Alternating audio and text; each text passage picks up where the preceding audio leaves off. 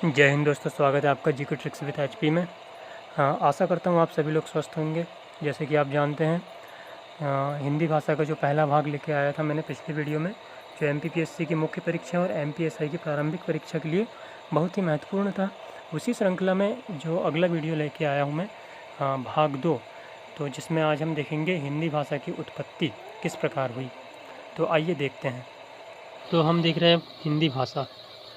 ठीक, हिंदी भाषा की जो उत्पत्ति है, सबसे पहले हम देखेंगे हिंदी शब्द। ठीक है, ये हिंदी शब्द जो है ये अस्तित्व में आया कहाँ से। ठीक है, तो ये जानने के लिए हम इतिहास में चलते हैं। ठीक है, इतिहास में चलते हैं। तो इतिहास में आपने नाम सुना होगा सिंधु नदी का। ठीक है, सिंधु नदी जो कहाँ थी, मतलब भारत की सबसे प्राचीनतम नदियों में से एक नदी है सिंधु नदी। ठीक है, ये नदी कहाँ बहती थी? ईरान के पास में। कहाँ बहती थी? ईरान के पास में। ठीक, ईरान के पास में, है ना। और सिंधु नदी के पश्चिम की ओर ये जो सिंधु नदी है ये, ठीक है, ये सिंधु नदी तंत्र दिख रहा है आपको मैप में। ठीक है, इसके पश्चिम की ओर की अगर बात करें हम, पश्चिम की ओर जो निवासी थे उन्हें हम क्या कहते थे? आर्य कहते थे। जो कौन थे? भारतीय लोग थे। ठीक है, कौन थे? इंडियंस थे। ठीक है, इंडियंस। ये डायग्राम में दिख भी रहा है। ठीक है, डायग्राम में कहाँ, ये है सिंधु नदी तंत्र, ये है ना, ये इस टाइप से होता है ना, नॉर्थ, साउथ, वेस्ट और ईस्ट, मतलब उत्तर, दक्षिण, पूर्व और ये पश्चिम। ठीक है, तो हम बात कर रहे थे सिंधु नदी की।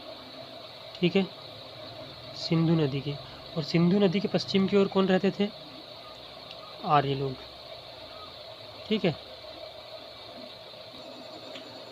और जो ईरान है, ईरान भी कहाँ है?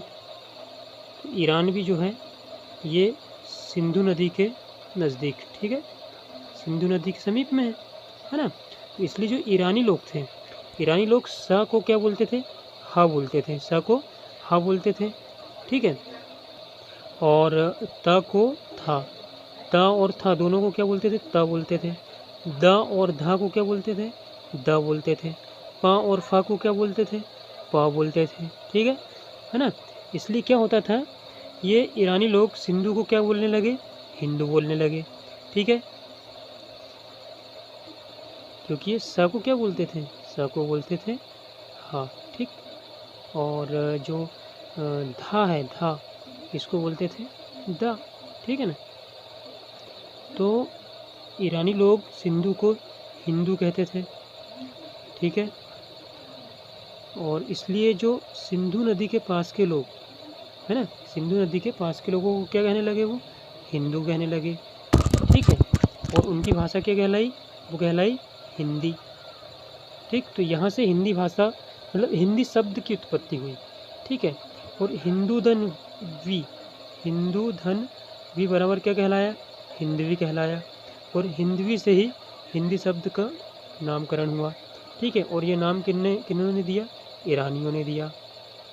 एक प्रकार से मतलब अगर कहा जाए तो हिंदी शब्द जो है वो ईरानियों के द्वारा बोले जाने वाला शब्द है। ठीक है, जिनकी भाषा क्या थी? फारसी थी। एक फारसी कह सकते हैं आप उसे, या उसको अपन पारसी भी बोल सकते हैं, पारसी। ठीक, और एक तो इसको आप क्या बोल सकते हैं? ईरानी भी बोल सकते हैं। ठीक, मतलब ये हुआ, यदि आपसे पूछा जाए कि हिंदी भाषा किस भाषा का शब्द है, तो आप उसे क्या कह सकते हैं? पारसी बोल सकते हैं या फारसी बोल सकते हैं। ठीक है, या उसको क्या बोल सकते हैं? ईरानी बोल सकते हैं, है ना। सिंधु नदी के पास का स्थान क्या हुआ? सिंधु स्थान। ठीक है, सिंधु प्लस स्थान ये। ठीक, और सिंधु स्थान से ही क्या हो गया? वो हिंदुस्तान होगा। क्यों हो गया? क्योंकि सिंधु का हो गया हिंदू और स्थान का हो गया स्थान। ठीक, क्योंकि था को क्या बोलते थे? वो त बोलते थे। ठीक है, तो ये कॉन्सेप्ट क्लियर हो गया आपका। ठीक है, चलिए अब आगे बढ़ते हैं। तो ये तो देखे थे हमने अभी क्या, हिंदी शब्द की उत्पत्ति। अब देखते हैं कि भाषा क्या है, ठीक है। तो भाषा जो है वो संस्कृत भाषा की भास धातु, ठीक है, भास, ये हलंत लगेगा यहाँ पर, ठीक है, भास धातु से बना शब्द है, जिसका अर्थ क्या होता है, प्रकट करना होता है, ठीक है। तो क्या कहना चाहिए इसे कि मनुष्य का भाव या विचार, ठीक है, मनुष्य का भाव या विचार प्रकट करना। मनुष्य और पशु में यह समानता भी है कि मनुष्य जो है वो भाषा एवं सामाजिकता प्रकट कर सकता है, लेकिन पशु कर सकता है क्या, नहीं कर सकता, ठीक है। और यही अंतर है किसमें, मनुष्य और पशु में। तो इसकी परिभाषा क्या हो जाएगी आसान भाषा में, परिभाषा हो जाएगी कि मनुष्य एक सामाजिक प्राणी है, ठीक है, वह अपने भाव या विचार प्रकट करने के लिए जिस माध्यम का प्रयोग करता है उसे भाषा कहते हैं। अर्थात विचार एवं भावों को एक दूसरे तक पहुंचाना ही क्या कहलाता है, भाषा कहलाता है। जैसे अगर हम कुछ बोले ना और केवल भावों की बात करें, ठीक है, इशारों में अगर बात करें तो वो भी क्या होगा, वो भी एक भाषा ही होगी, ठीक है। जो हम संकेत के माध्यम से अपने विचारों को प्रकट कर रहे हैं, ठीक, तो वो क्या हो गया, एक माध्यम हो गया, और उसी माध्यम को क्या कहेंगे हम, भाषा कहेंगे। तो ये कॉन्सेप्ट भी आपको, भाषा का जो कॉन्सेप्ट है ये भी आपको समझ में आ गया होगा, ठीक है। चलिए आगे देखते हैं। अभी तो अपन ने क्या सबसे पहले क्या देखा था, हिंदी शब्द की उत्पत्ति कैसे हुई, ठीक है, उसके बाद देखा हमने भाषा, ठीक है, कि भाषा शब्द कैसे बना, ठीक। अब दोनों को मिलाकर देखेंगे हम, क्या, हिंदी भाषा, क्या देखेंगे, हिंदी भाषा, ठीक। तो हिंदी भाषा को देखते हैं अपन। तो हिंदी भाषा जो है, आप जानते हैं कि सभी भाषाओं की जननी कौन है, संस्कृत है, ठीक है। संस्कृत के बाद जो भाषा आई वो आई क्या, पाली, ठीक, और पाली के बाद कौन सी, प्राकृत, प्राकृत के बाद क्या है, अपभ्रंश या अभट्ट। ये अपभ्रंश भाषा जो है ये पाली भाषा का ही बिगड़ा हुआ रूप माना जाता है, ठीक है। और इसके पश्चात कौन सी भाषा है हमारी, शौरसेनी, कौन सी भाषा है, शौरसेनी। और शौरसेनी क्या है, अपभ्रंश भाषा का ही एक भाग है, ठीक है। और बस इसके बाद कौन सी क्या हुआ, इसके बाद हिंदी भाषा का जन्म हुआ, ठीक है।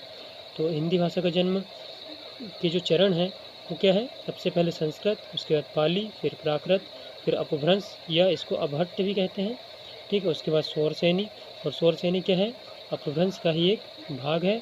और इसके पश्चात अंतिम चरण क्या हुआ, हिंदी भाषा का। और कल हम नेक्स्ट वीडियो में देखेंगे इनका समय, ठीक है, इनका प्रयोग काल देखेंगे। वैसे मैंने पिछले वीडियो में आपको इनका प्रयोग काल बता चुका हूँ, लेकिन हम एक बार और इनको रिवाइज़ कर लेंगे।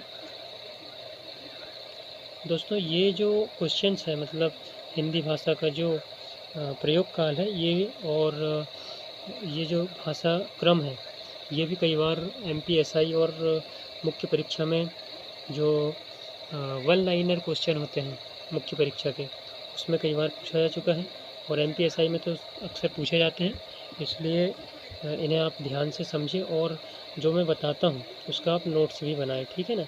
नोट्स बनाने से क्या होगा, आपको वो चीज़ें ज़्यादा याद रहेगी, और वीडियो को कम से कम 2-3 बार वॉच करोगे आप, तो सारी चीज़ें जो है और सारे कॉन्सेप्ट जो है वो आपको समझ में आ जाएंगे। और अगर आप वीडियो के साथ अगर कुछ आपके